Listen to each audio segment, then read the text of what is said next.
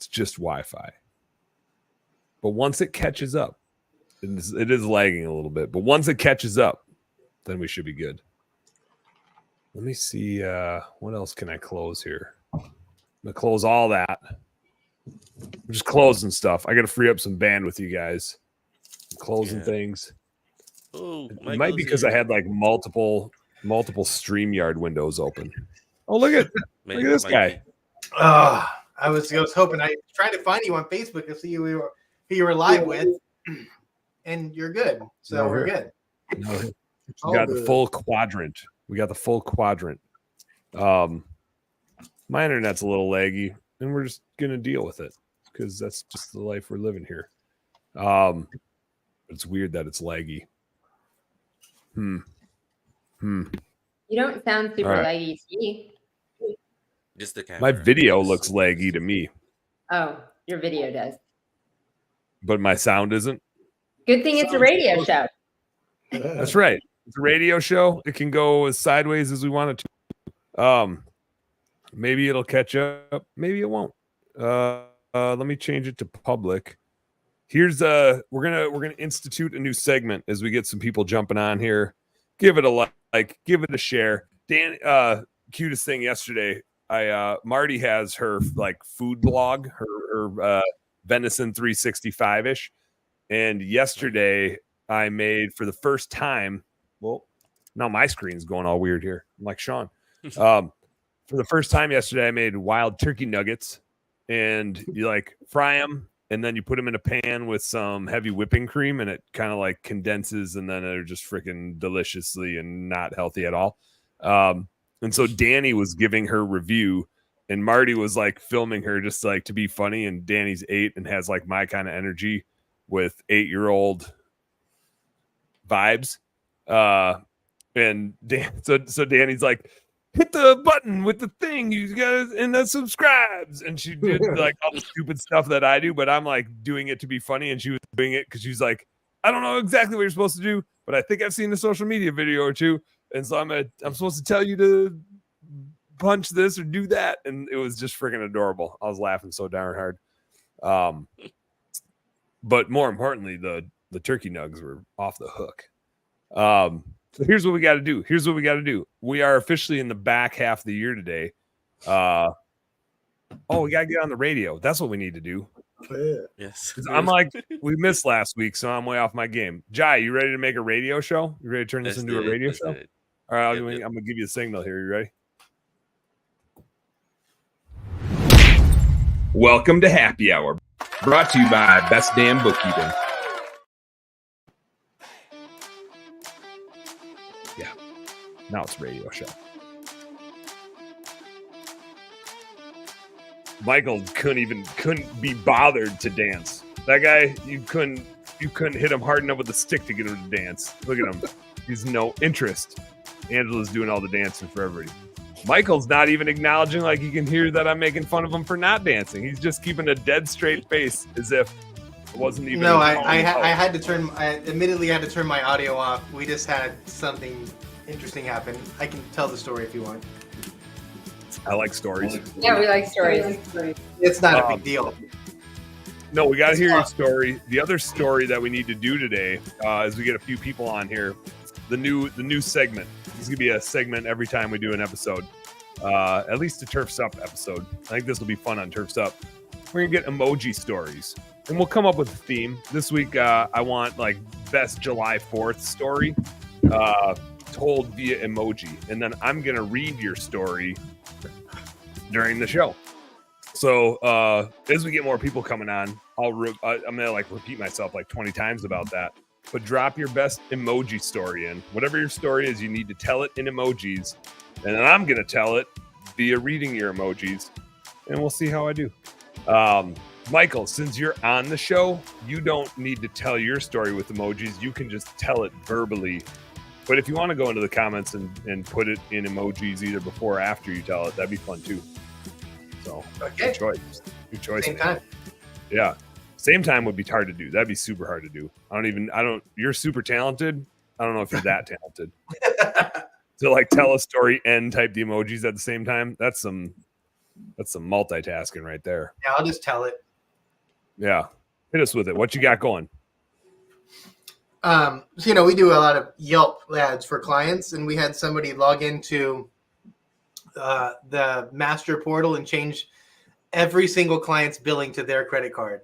And we caught it, but not before they spent $20,000. Oh man, this was a client that was like, "Hey, everybody!" They made a mistake. This was all them. Somebody like just going above and beyond, thinking they're doing something great, and maybe it's just like a pay it forward sort of thing. Maybe they're just trying to like everybody. You get a car, you get free ads, you get like.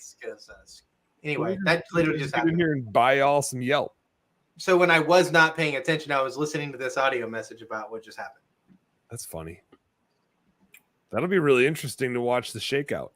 Maybe on the episode. So first I got to like introduce our panel here. We got Shawn Day from Higher Lead Chill. We got Angela Schroeder, Unique Genius VAs, and we got our boy Michael Gregory from Click All Sell, who you just heard from.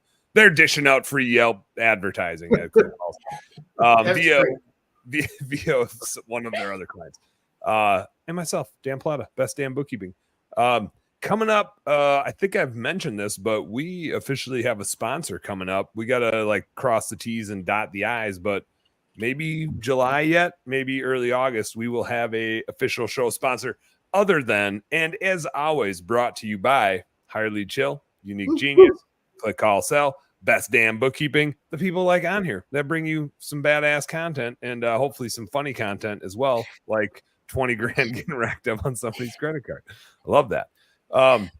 Angela, I did this. I don't think anybody else was on the episode when we did this. And this was like 3 or 4 months ago, but we teed up a storytelling series and we never came back to it. The world started going fast, things happening, other topics came up. They're back to storytelling. We did it to give away a sales boost ticket. That's how we decided who was getting the sales boost ticket, who told the best story with emojis. We did that, and we're going to bring that back. But we also had an episode where we were just pondering different frameworks of stories and different topics of stories. And I have it written down somewhere, all the different types of stories. And then we'll have episodes focused on those types of stories. So you can like write in, you can chime in the comments, you can jump on and tell the story with us. But I'm going to bring that back. I got to get her organized in terms of what types of stories we want and try to like create episodes around it. But we're going to bring back the storytelling series, kind of like, I don't know, was this last year or 2 years ago? We did the P&L via storytelling and we went through like what's all in your profit and loss. And we all told stories about all the shit that's in the profit and loss. It'll be kind of like that, just way less organized and financially focused. After all, this is home service happy hour. You know, it's happy hour. It doesn't need to be organized. All that said, one more announcement, which is we got the recruiting webinar series rolling right now. Shawn Day is the man. He's the talent. I'm just the host. But we've done 2 episodes so far. If you haven't checked those out, just put in the comments. We can drop the webinar links in here. The first one was all about researching your labor market. We did okay at like keeping the timing on that one kind of down. The second one was on crafting a good job ad. And that one I got carried away. So that one ended up being longer than we intended on it to be, but that's kind of my nature. Our third one is coming up next week, I believe Tuesday, and we can drop that link in Wednesday. Next Wednesday? Yeah. Oh yeah, we switcherooed that one. Yep. So next one's next Wednesday, and that one's going to be all about filtering applicants. So if you do good labor market research and you write a good ad and you boost the way you should get a ton of applicants. And a ton of applicants is a problem if you don't have a good way to filter them. So we're going to teach people how to filter applicants so that you don't have to spend time looking through hundreds of, crappy Indeed resumes. The fourth one, I might take more of the lead on, and that's going to be on doing group interviews. And I'm super passionate about that. It's so efficient, works awesome, but there's a rhyme and a reason of how to do it. And so I'm going to teach the way that I do it to get really good results with it. And then the last one will be all about building up your hopper, maintaining your culture so that when you hire a bunch of people, you don't lose them because you suck, right? It doesn't do any good to go hire a bunch of people and you be a shitty leader and then you can't keep them. And then you're like, what's the point of hiring all these people because I suck at growing a business? So we got to teach the business owner how to keep people on their team. and how to build a hopper so that they can keep keeping people on their team. So the last video is going to be all about that, more of the employee retention stuff, because that's what's fun. That makes your life easier as business owners. So check out the recruiting webinar series.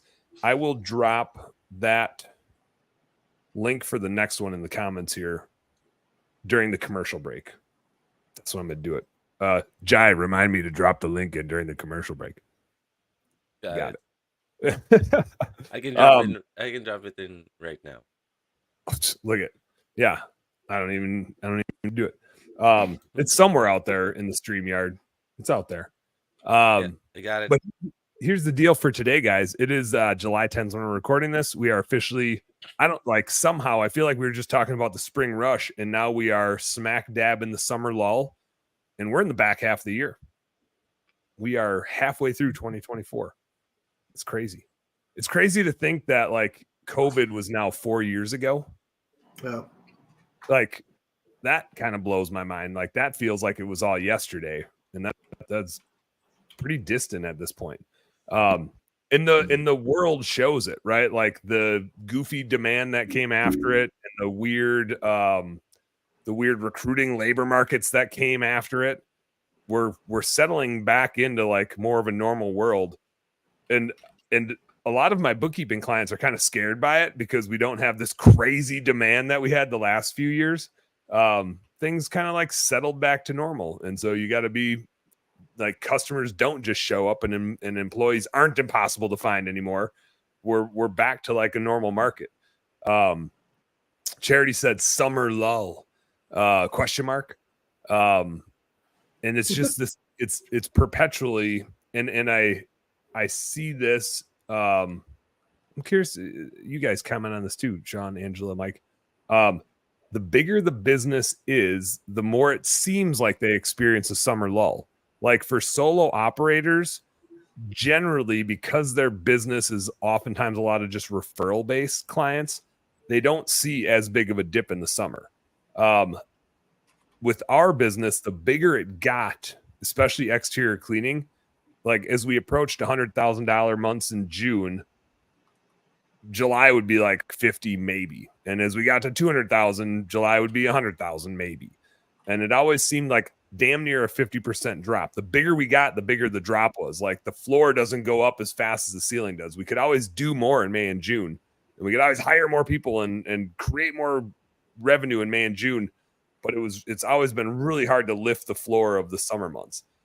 Have you guys seen similar things with the clients you work with, that like their business monumentally changes from May, June? And I'm in northern tier. I'm in Minnesota, so it's different if you're in Florida, different if you're in Arizona or something like that. But have you guys seen that too? Like the bigger the company, the more the swings in demand seem from like a percentage basis. I would say, yeah, go. I went. That was hilarious. That was hilarious because I didn't call on anybody, and all three of you literally waited like 1,000, and you like all 3,000. You all literally talked at the same time. It was freaking awesome. That's going to be a clip. Everyone talked at the same time. So industry matters, location matters, and also customer type, client type. I just started coaching this 19-year-old kid from Virginia. Awesome. All of his business that he's done in the first year he's opened up is commercial work. Commercial work doesn't have the same volatility that residential does in exterior cleaning or landscaping. So it really depends on what your target audience is and what the demand cycle and season is. But yes, I have another client in Canada that will go from 5 to 200,000 back down to 50,000 in the summer months. So it's just like this. The way you stop that is to move some of those bigger jobs into the slower months, or make more relationships with commercial contracts so that you can do more work in the summer. But yeah, the volatility is real. It's there. If you own a service company that has big swings, my suggestion is to get really, really good at hiring and training and onboarding, because it's not, unless you get into commercial work, there's nothing you can do to get the same amount of work and demand in spring as you do in the dead of summer. Yep. One of the things, and there's a few things that we have tried that have all worked in different degrees. Some of them now I'll say, but it's already too late to do them. But now you'll know it for next year. which is trying to pull, and Michael, you already kind of said it, but trying to pull some demand forward or backward. We know in May and June, we're going to be as busy as we can possibly be.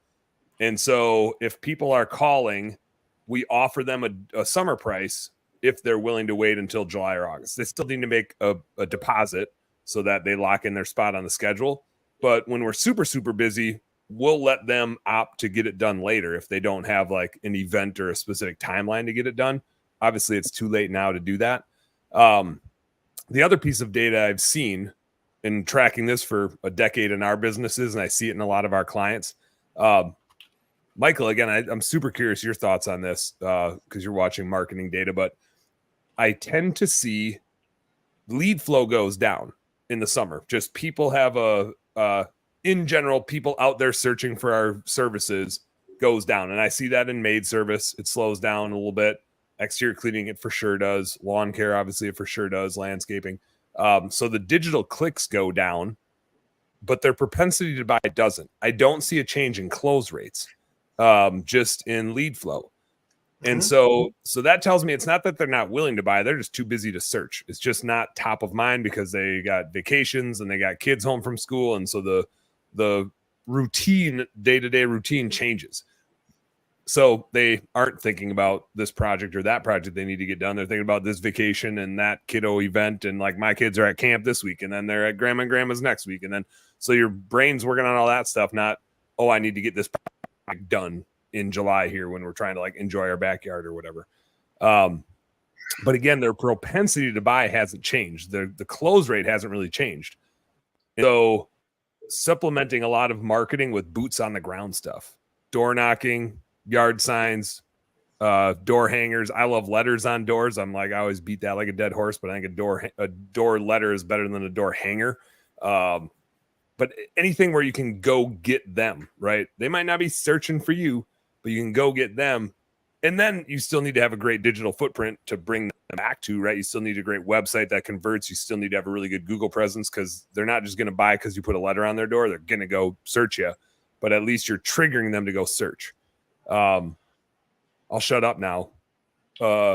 First, Michael, hit me with your thoughts or comments or data that you've seen on that. And then Shawn and Angela, give us your thoughts on that. Yeah, so the seasonality trend is there. I mean, it's called spring cleaning for a reason. I mean, it's a thing. It's cold winter, everything gets opened up. You want to plant your garden, you want to get your house clean inside, outside. That's why demand skyrockets. Again, summer, a lot more things happen during the summer season where people aren't as focused on the cleaning maintenance of their house because that most of the time it was done earlier in the year. What happens for service companies, though, and this is really valuable, is everybody's hungry over the wintertime. Unless you are in like Miami or Phoenix or something like that. For the most part, the seasonality is the same for 95% of the country. So everybody's starving in January, February, March until the grass starts growing and algae starts blooming or whatever, right? So in the beginning part of spring, when demand starts to pick up, everybody's answering their phone. Everybody's got capacity. Everybody's just dying to get back to work. And everything fills up really quick. What happens is the smaller companies, the owner operators, truck in a truck, whatever, they get full. They drop out of the game. And so by week 5, 6 of the busy season, they're fat and happy. They've got their one truck full for 3 months, and they're like, I'm done. And then it makes the larger companies that have systems, processes in place be able to execute through the spring season. But what happens that's a good point as to why you see such a huge spike with bigger companies because they'll staff up for that. Yep. The base load of the solo operators will take a bunch of market, but it only takes so much. The influx of the demand gets consumed by the bigger operators that scale up for it. Exactly. Which explains why the bigger you get, the bigger you drop. And even in the very beginning of the season, if you go back and look at your closing percentage in like early March to early April, like that 30 days, your closing percentage drops a little bit because everybody has the opportunity. Everybody's there. People are answering their phone quickly. They're getting to the jobs faster. But in May, June, those people are full. So it's a little bit easier to close those jobs in the tail end of the busy season. But then something amazing happens. Like right now, it's starting to happen. By August, it's full on. Is that all those people that were fat and happy in May and June, they start to dry, their schedule gets dried up. So now you have this difference between demand goes down between 30 and 80%, depending where you're at in your industry, goes down, and all these people are flooding back into the market. So you've got all these people advertising now, and for half the demand that you normally had, and it makes everything get more expensive. So if you are advertising in the summer months, this is when you get your deals. This is when you have your stronger call to actions. This is when you really need to be more aggressive with your marketing, because there's not as many people searching because of everything I just explained. So you just got to be able to play the seasonality and know when you're going to get busy, when you slow down, to stay ahead of it, and then keep it going as far as you can. Heck yeah. Shawn, Angela, you guys got anything to add to that? No, go, Shawn. Everything Michael said was brilliant. Underscore. Ditto. I can say I literally am thinking the exact same thing as he's saying it, but on the recruiting end. We talk in January and February. That's when demand isn't as high for labor. People are waiting on the sidelines until the last minute to get to catch up with spring. Smaller companies aren't really even thinking about hiring anybody. If they're going to hire their one guy, it's like always last minute type of thing. So it's the same thing. It costs less to get your labor because the demand isn't as high in January and February to get souped up for spring. And we slow down in the summer months. Our clients typically do. We do have a number of clients that I love that are trying to get over that $250,000, $500,000 hump. So they're just hiring one or two a year, and that's fine. We'll do that all day long. But just to Michael's point, they're booked, man. They're booked solid. They're not even thinking about marketing, and so the larger companies are just recruiting all year long up until probably November or something like that. We're gonna get back to this, but I had coaching calls today with lighting folks, so they're going to be throwing holiday lights up, but it's really still 2-3 months out before holiday lights start going up. And I was just reminding them, and I know we're not going to talk about this on the recruiting webinar series. So right now is when you're going to hear it, which is if you need to recruit for the fall, like right now is the time to start. It's the same reason you would start finding your marketing company and figuring out your ad cadence for the spring in January and February. And the same reason you should start recruiting for the spring in January and February, not wait till March, April, May when you start getting busy.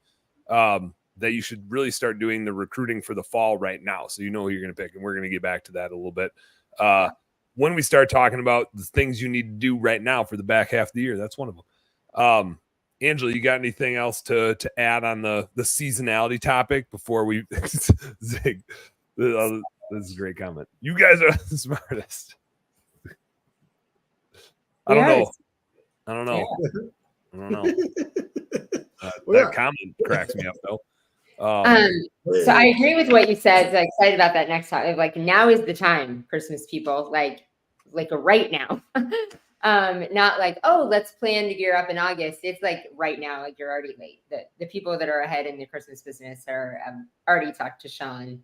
And Michael already getting their VA. They're already getting their VA squared away in place. But you talked about it a little bit, like mentioned, now is the time for door knocking. Like right now, people aren't going out and looking for you. So you have to go out and look for people. If you're slow, like you still have to, you cannot have this like defeatist attitude, like, oh, well, you might not survive. That's the difference in, there's some home service businesses that don't survive this season, summer lull. And the difference in how strong you come out of it is to either just sit back and say, oh, it's the summer lull, what everyone's doing. Everyone has the summer lull. Let's just sit back and do nothing. Now's the time. And exactly like you said, like you still need to keep your marketing, all of your digital presence and reputation there, but people aren't looking for you. So you have to go out and sell. You got to go get in front of them. Go make calls, the things that you don't like to do, like the hard, ugly of the business of going out and searching for customers.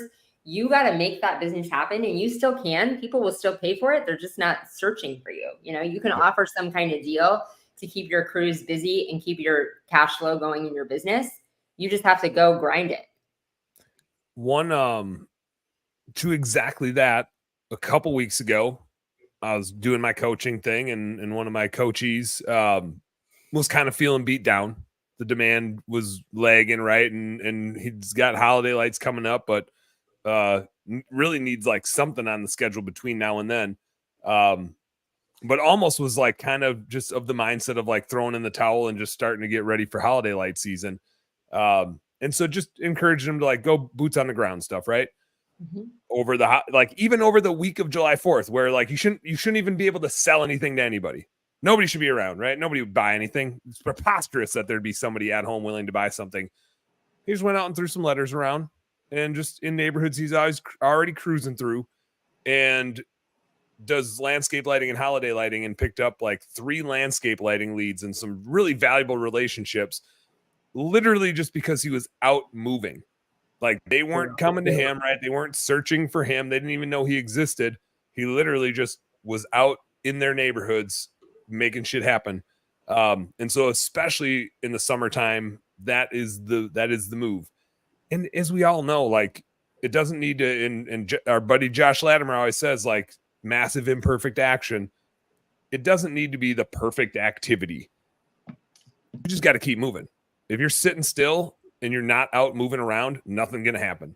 You got to be out moving around doing stuff. What do we got here? Joe said that's why I rent kayaks July and August. Slammed on the kayak. I have a video that's coming out about this. I recorded it on Monday. Jai is going to be editing it. I think it's going to go on TikTok, though. I don't feel like it's a business Facebook post. But I found this in the last like 10 years of my life. And I think most people that own a small business can relate if they've had some success in their business, to where if anybody goes back 10 years and compares what their life was like 10 years ago relative to now starting their business, I would say 9 out of 10 or more are better off today than they were when they first started their business.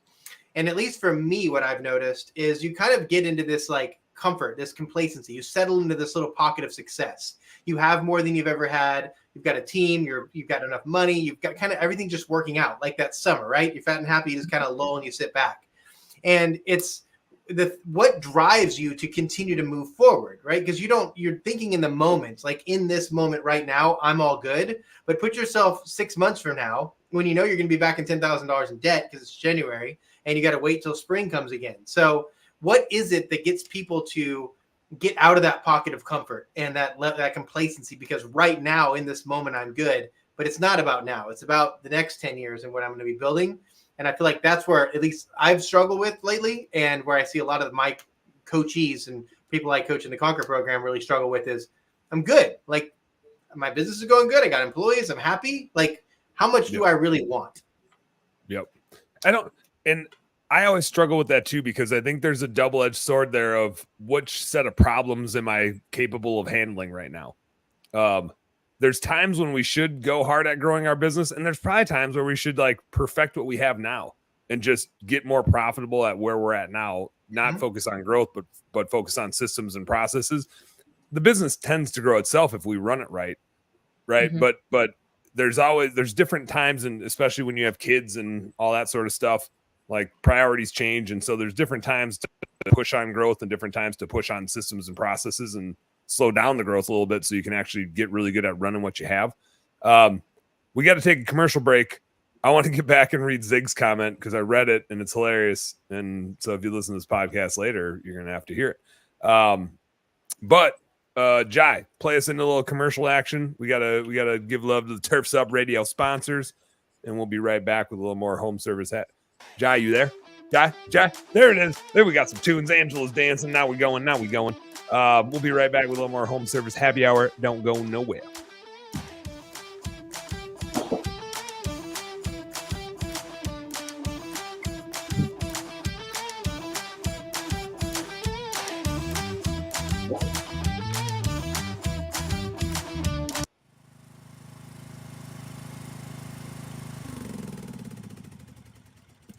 Landscapers, had enough of disjointed and outdated software? Upgrade to Aspire and say goodbye to estimating, scheduling, and routing frustrations. With Aspire, it's smooth sailing. Work orders? Handled. Mobile access? Done. Invoicing, payments, and real-time reporting? It's covered. Aspire's got your back.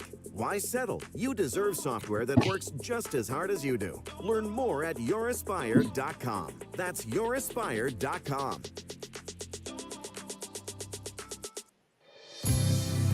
You're listening to Turfs Up Radio, the only radio station of its kind dedicated to the green industry. Now you can even ask Alexa to tune you in when you're home.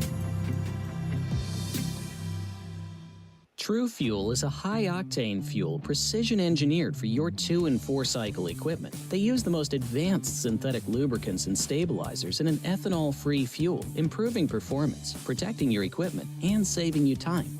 That means easier startups, smoother idling, and quicker trigger response, plus extended life for all of your equipment. True Fuel is ready to use and easy to store, helping your operations be more efficient and reducing maintenance costs. We at Turfs Up use True Fuel because we know it works and we know it's the best option. Check out TrueFuel50.com to learn more. That's TrueFuel50.com. From the East Coast to the West Coast and around the world, here's to all the women in the green industry. Turfs Up Radio, your industry, your station.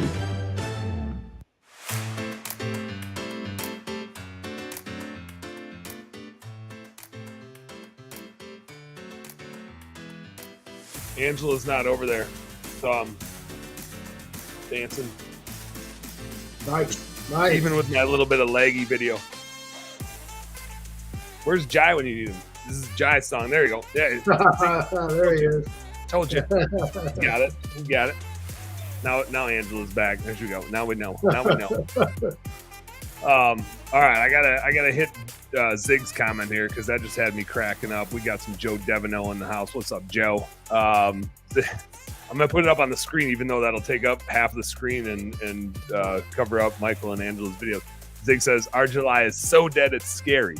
And like I said, the bigger you get, the weirder that gets. And Michael, I think you hit it on the head as to kind of how that shakes out. And this year's probably even a little goofier with the election and the economy and stuff. Like a little, like I said, it's not like slow, but it's not as fast as the last 3 years of crazy inflated post-COVID demand. So it's just a little scarier. Zig says, boots on the ground is where I'm going. Going to drop the signs and start passing out flyers again. Calling old customers. And I dismiss this as even marketing because that's just table stakes to me, which is when you're starting the busy, like before it gets busy, but when you're just starting up the season, and then the minute the busy season ends, that is when you start hitting up that client list. And that's what your CRM is for and why you keep all that data. And it's the same on the recruiting side. Right now, we're kind of talking more about the customer side, but it's no different, which is you keep all those people in there and you see how you can help them out when things slow down. So calling old customers, July and August, totally. He did. And I like this too, weather related stuff. So Zig said, I did a voicemail blast about gutters today because it's been raining for 12 hours. Haven't sold any gutters, but I did get some customers sold on other things because of it. And it's just it's the same thing I talked about earlier, which is like, just keep moving, just keep doing stuff. Zig said, I'm seriously thinking about lights now. I have no clue how to do that. I need to do some in-person training. Now you have to read all this, ... And I did. See? There, Zig. I can read good. For a numbers guy, I can read pretty damn good, actually. Lights are, especially when you do more washing, and washing slows down into October, lights make a ton of sense. Ton of sense. Joe Devono says it's finding the pockets of wants per the season. For sure. The pocket of my want is like it's fishing season. I think Joe can relate to that. Joe says Jan to March, gutters. March to July, washing.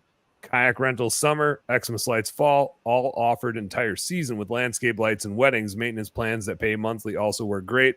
Rarely sitting around during the year. Dryer vents, easy sales to make quick money if you are slow.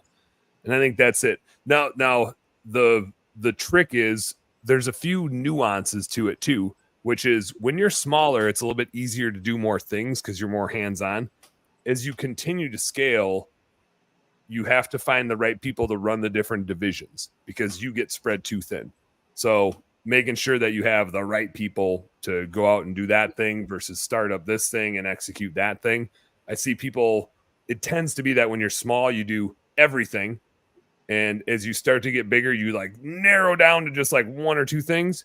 And then as you get closer to $1 million, you start branching out because now you have people that can run the core business And now you can start training people and investing your time to develop other things. But it's really hard to add on services. Ask Shawn Day and I about this for the last 8 years of our lives. Add on services when you're doing like 300 to 700,000. Real tricky to add on services there because you're the one adding everything on. You don't have the people in your little micro businesses that know how to develop a business model. So Zig, that's you with holiday lights, right? There's nobody on your team that you can be like, hey, go start a holiday light business. Like you going to be starting a holiday light business if you want to get into holiday lights. Eventually your business grows to the point where you can say, hey, Shawn, go start a recruiting company. And Shawn's like, yeah, I can do that because you got the right people. Early on, as you're scaling the business, it's a lot trickier to be able to do that. Charity says Dan's just going to go fishing or hunting the beginning of each month. Yeah, really like any month end stuff. No, I like recording the videos too much.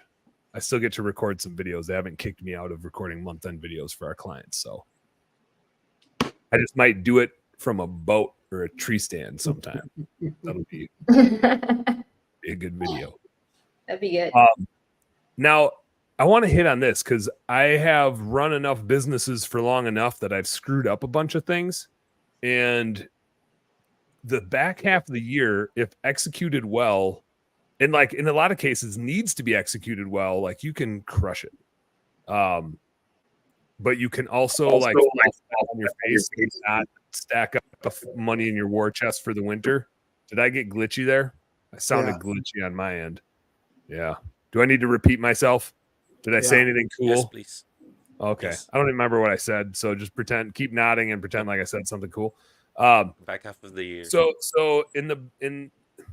what did I say? It was something cool. War chest.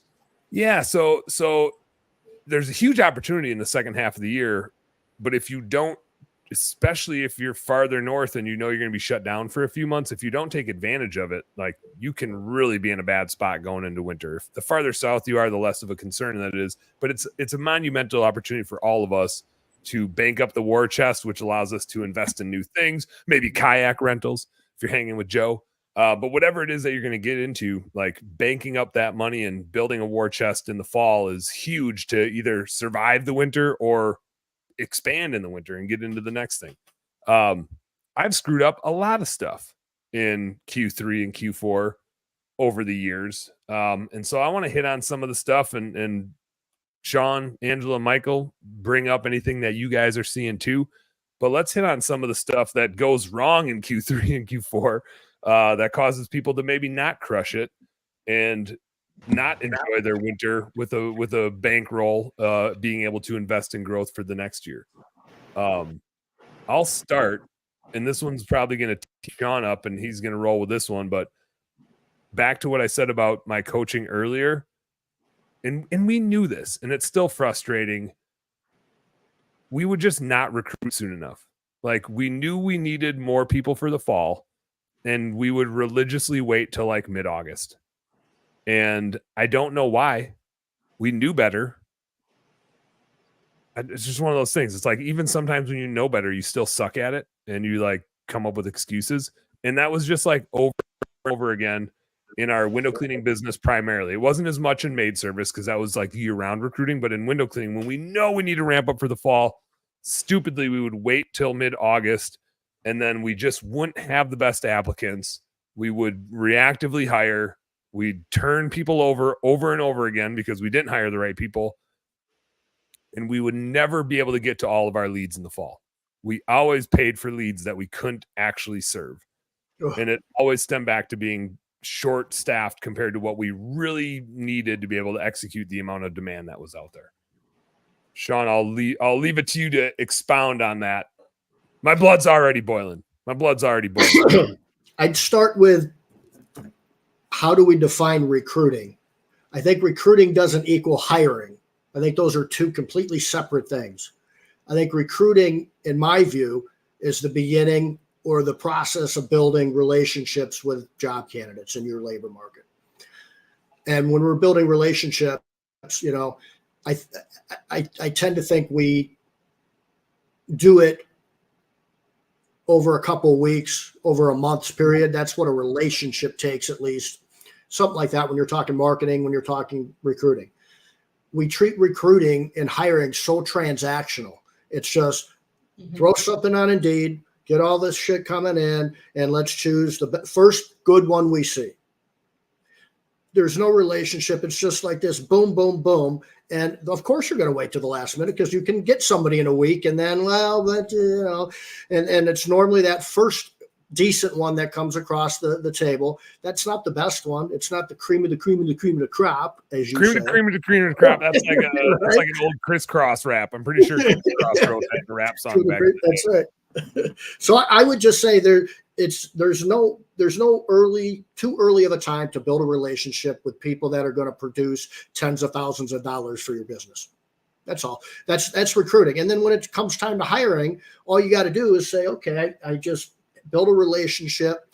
I had them come in. I did some screening. I did an interview. I'm going to hire you. Can you wait until September 1st to start? Can you wait till, and this is happening now. And we've got some clients actually doing that in the Christmas light business, and they're going to crush it. They're going to absolutely crush it. If you look at it like a waiting list of employees ready to go to work for you, you've already gone through the relationship. You've already gone through the interview, and you just look at those people and they're just waiting to go and produce, $50,000 for you, $100,000 for you, each of those people. What are you waiting for? Why is that such a transactional thing? To me, it's a relationship.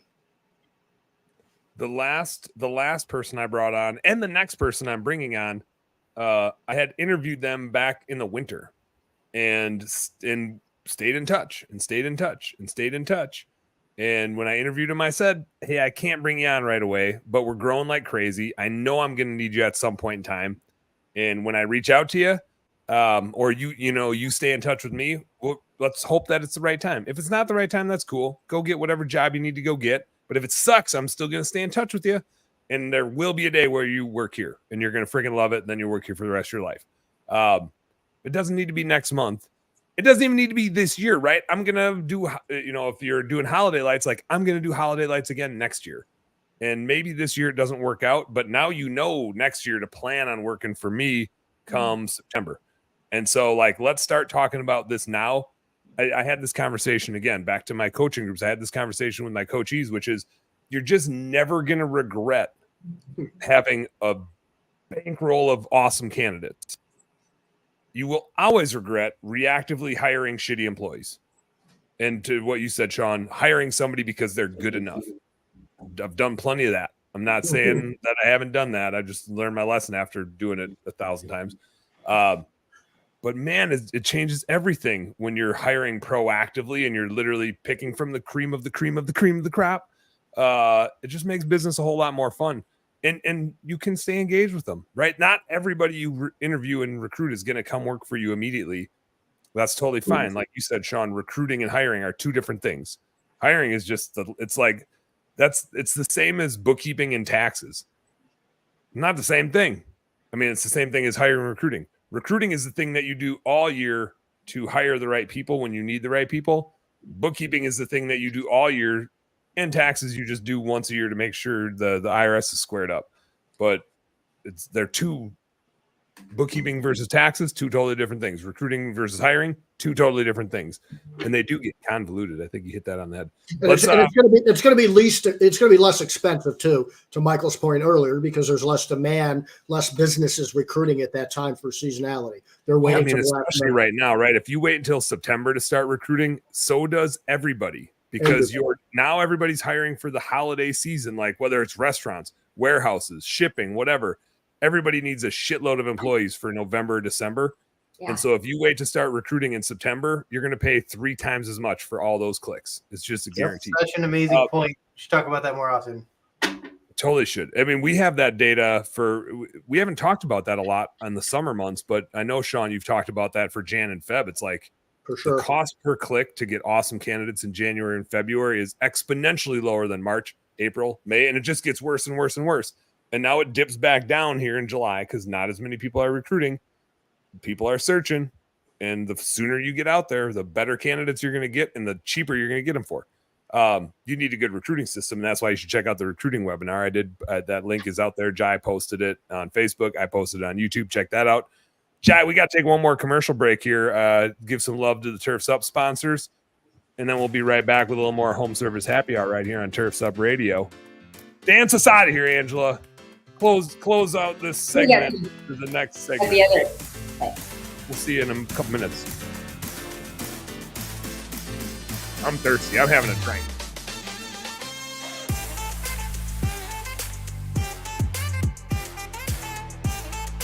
Get ready to abandon gas with Crest Commercial. With insane power and extreme longevity, the era of batteries trailing behind gas engines is over. With the Crest revolutionary 8-minute cyber system, Crest Commercial landscape tools provide the same power and performance as their gas-powered counterparts, as much as a 2-stroke engine. Plus, the Crest 60-volt CyberPack batteries charge in 8 minutes or less. Professional landscapers can finally make the switch to battery without sacrificing performance, power, or runtime. Crest, it's the only choice to replace gas. For more information or to find a dealer near you, visit Crest.com. Creating art from darkness.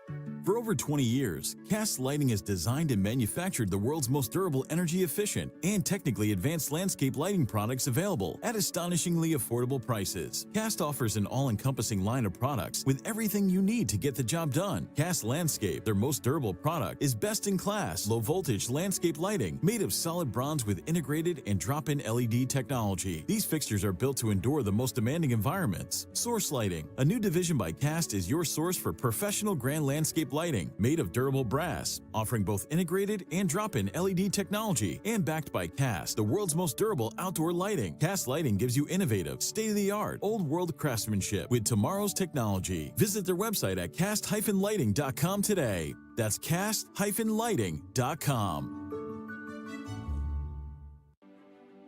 Having issues with your maintenance schedule? Want better routing and ability to track your vehicles when they leave the shop? Do you want to reduce your liability exposure with your vehicles that are moving billboards on the road? GPS Fleet Consulting uses cloud-based dashcam monitoring and can easily track your vehicle maintenance using real odometer readings. GPS Fleet Consulting can also assist you with live phone support and email support with guaranteed same-day responses. Yes, same-day responses. Stop wondering where your trucks are and start managing your fleet with GPS Fleet Management Systems. For more information, visit gpsfleetconsulting.com. That's gpsfleetconsulting.com.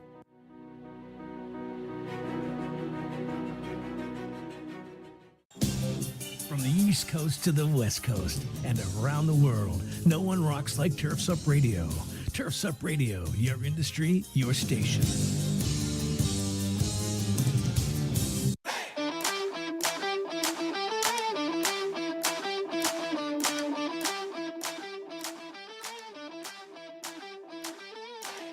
Oh, baby. We back. If my video wasn't so glitchy, you would be able to tell that I'm doing this with the beat. But instead, I look like I'm behind the beat, and I'm just that bad of a dancer, which I am that bad of a dancer, too. So don't be fooled, or don't be unfooled by the foolery. Let me say this. Jai, thanks for the reminder. Go check out our other socials. Get over to that YouTube channel. Hit the thing with the thumb, or wait, that's not a thumb. Is there a heart over there? There's either a thumb or a heart or a bell. But subscribe and a bell. There's things. You guys will figure it out when you get there. Go subscribe to the YouTube so you get the little bites if you can't catch the whole episode. And for the love of God, go out and join the podcast. Follow it. Different platforms do different things. I think you can subscribe or follow the podcast. Go check out the Home Service Happy Hour podcast. So if you don't get to hang out with us live on here, you still get all the goods. And that's cool for my future sponsors. So I can tell them like, hey, we have more people that follow the podcast. That's like good for them and makes them want to sponsor us. I'm super pumped to have a sponsor, by the way. That's going to be super fun. We got Instagram. We got TikTok. We probably got Tinder too. Are we on Tinder? Are we on Tinder, Jai? Can we swipe right on Home Service platform. Happy Hour? That's a different platform, man. Do we have a OnlyFans account for Home Service Happy Hour? Like people just watch. People just watch us. And my wife is listening to this. You got to stop. My wife probably is too, and she's probably just like, yeah, this is just Dan being an idiot. So par for the course. I like to set a low bar that I can step right over. That's my vibe. So let's do this thing. I want to talk a little bit more about just things that I've screwed up in the past going into Q3, Q4, where I think maybe I can like save you guys some heartache and panel do the same here. Joe, farmers only. Is there a outdoors persons only? Like, I'm not a farmer, but I pretty much live outside. Which I guess it doesn't matter to me because I'm already stuck with Marty. She's stuck with me. And that was a good. We actually met on Match.com, believe it or not. I don't know why she chose to wink at me or whatever the hell you do on Match.com, because my whole profile was just me with dead deer and dead fish pictures. She's the weirdo, clearly. Like, yeah, I'm weird, but she's even weirder for picking me. My favorite joke used to be like I thought about having to break up with her because clearly she's got a couple screws loose. Like the fact that she's even willing to marry me makes me question her judgment. So I think I need to break up with her. I didn't though, because we're here, you know. Let's hit Cole's comment. I'll stop being an idiot. Cole says diversifying services is great as long as you stay in your lane of capabilities. Wouldn't expect my plumber to offer tax services, but that would be cool if they did. Hell, I advise people to use a different bookkeeper than a CPA. Even those are two totally different skills. And it's good to have them cross-check each other, right?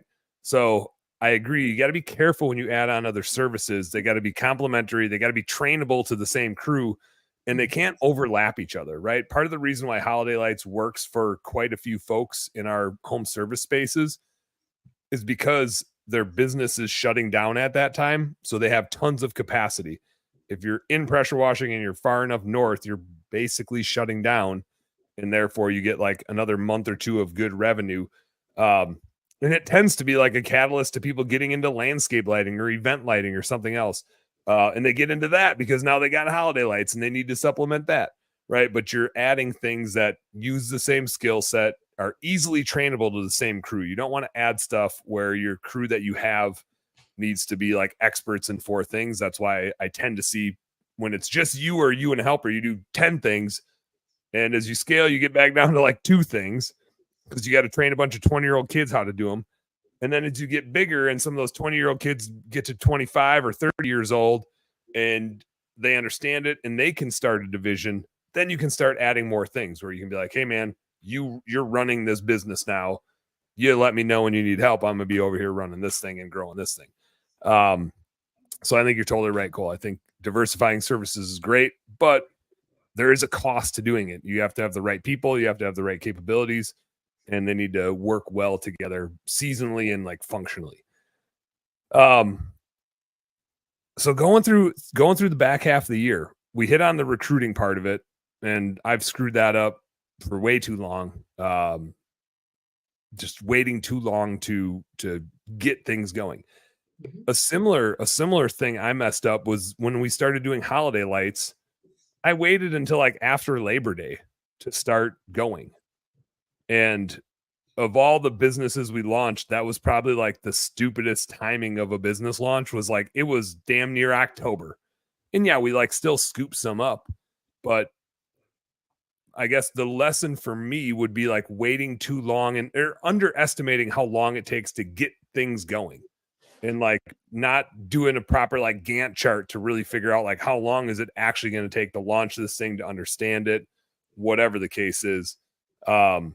Shawn, Michael, Angela, do you guys have any experience with like doing that, launching new services and waiting too long, or are you guys all buttoned up on that sort of thing? I'm a terrible planner. Surprise, surprise. So I have to leave in like 30 seconds, so I'll go first. Hit it. Yeah.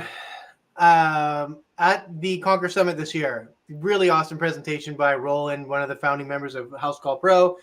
He's like, I don't know what the exact title is, but it's like the Chief Innovation Officer. Like he literally sits in a room with a bunch of people and just comes up with ideas and whiteboards it all out and everything.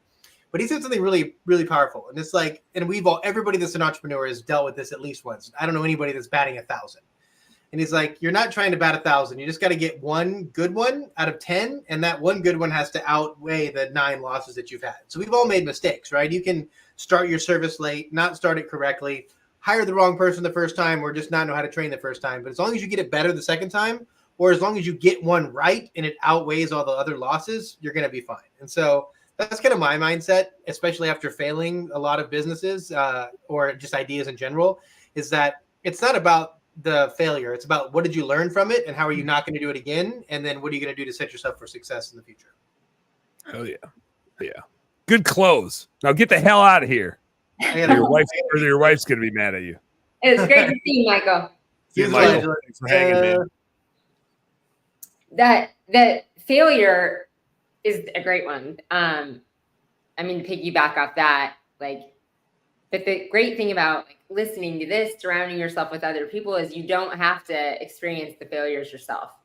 You don't have to experience all those failures. You can learn from other people. You can learn from these lessons of us telling you things and stories of things that didn't go well for us and that we didn't do. Your stories are like, hey, we waited until after and it was mid-October. So you don't have to go through the pain for yourself. You can learn from others. But I would say it's that failure to plan. Like we said at the beginning, it is right now. It is not mid-August. It is right now to contact Shawn, to contact Michael. Like you have to plan your marketing, start recruiting now, not later. And people just wait way too long it's like they turned everything off. That's the mistake in the beginning. They turned marketing and recruiting and everything off. And then they wait too long to turn everything back on. And now is the time. Like get everything ready now. Yep. Yeah. And there is no, like you might spend a few more dollars getting it ready. I'm going to say too soon, but that's not even a real thing because there's no like too soon. You might spend a few more bucks getting it set up and like perfecting it, but you'll never regret that. Like it will execute, it will do what you need it to do. And kind of like recruiting that we talked about earlier, you're just always going to regret waiting a day too long. You're never going to regret being proactive, but you are definitely always going to regret being reactive. Like you're just going to get shittier results and it's your business. So why would you want shittier results? Like it's easy to do. Don't get me wrong. It's easy for us to procrastinate and prioritize the wrong thing. And we're all busy, right? We're small business owners. So we're just out doing our thing and we're super busy. But we just keep our head down for way too long instead of prioritizing the right stuff and being proactive instead of reactive. We get sucked into the trap of putting out fires. We've been doing the recruiting thing for quite a few years now. And I can tell you we've signed up thousands of clients over that time. And I can tell you on one hand, the ones that didn't come to me that were literally in a panic because they didn't hire in time. They need 5 people yesterday. And it's literally out of thousands that we've signed up over the years, I can count on this hand how many were like, I think we're going to, need to get it going in about a month or 2, but I just wanted to, I mean, I don't know why that is. And we really tried to pound that home over the last few years. And I think it's slowly coming up. And we've done a lot of video testimonials to like really underscore. And those video testimonials are people smiling. They're enjoying their business and they're happy. Literally, that's what the testimonial is. It's not Shawn did great or we did great because there's competition that does great for people out there. It's just do it. Whoever you're going to esse, start it now and you will be happy. I swear. Doug Brown says, talking about getting, Jai and I are doing the thing where we both clicked on it. And when we did it twice, Doug Brown chiming in says, talking about getting ready, I'm going to be chatting with Nikki about starting to recruit for snow help. Hell yeah. Now's the time to get on it. And again, recruiting is different than hiring. Doug's not going to hire somebody to help him with snow right now. It is July 10th. But now is the time to start recruiting for the people you want to help you with snow. And I've had people that I've recruited where I ended up hiring them way earlier than when I needed them, but very intentionally because I knew who they were. I now had I had them in my priority list and I was like, I need to figure something out for this person. I need to work this person into my business, and I think there's other places they can add value. And you just never regret an awesome person bringing them on the team and letting them run, right, and adding some value and helping you grow the business. Joe Devino says, I failed hiring more for rental businesses this summer. Much busier than expected. And here's the real rub, you guys. Interfered with his fishing. Unacceptable. That is unacceptable, Joe. Although it's still, I mean, maybe Joe, but I see quite a few Facebook posts from my brother out fishing. But there's always time for more. And as my old man likes to point out, time spent fishing and hunting doesn't count. Like if you only have so many minutes on Earth, like that's free time. It's like bonus time. So get your ass out on the water, Joe. Let's wrap it up there. We're at our hour mark. Show's over. Thank you guys all for tuning in. Be sure to check out the recruiting webinar series. The link for the 3rd webinar, which is coming up next Wednesday evening. There it is. Jai just threw it on the screen. Click that link. Sign up for the webinar. You guys, if you're going to hire anybody, you got to check out this webinar series. It'll be out there for you to catch later. But jump on while we're live. Ask some questions. Dig in. Super cool stuff. What else do I got for you? Tonight, I got my guy Jason Guy on, who is a marketing nerd just like our boy Michael Gregory. Jason's just a goofball. And we're going to have some fun talking about what's going on in the marketing world and what's up with his business and what he's seeing in all of the seasonality things, kind of like what we talked about on the show today, but we're going to get a different perspective on it. We're going to see what he's up to. Like I said, he's just a total goofball, so he's going to be fun hanging out with and having a couple beers. So catch us tonight on the Late Night Show. And until then, you guys know what to do. Work smarter and harder. Go earn yourself some pride. Angela, peace out. And all of you listeners, peace out, dude.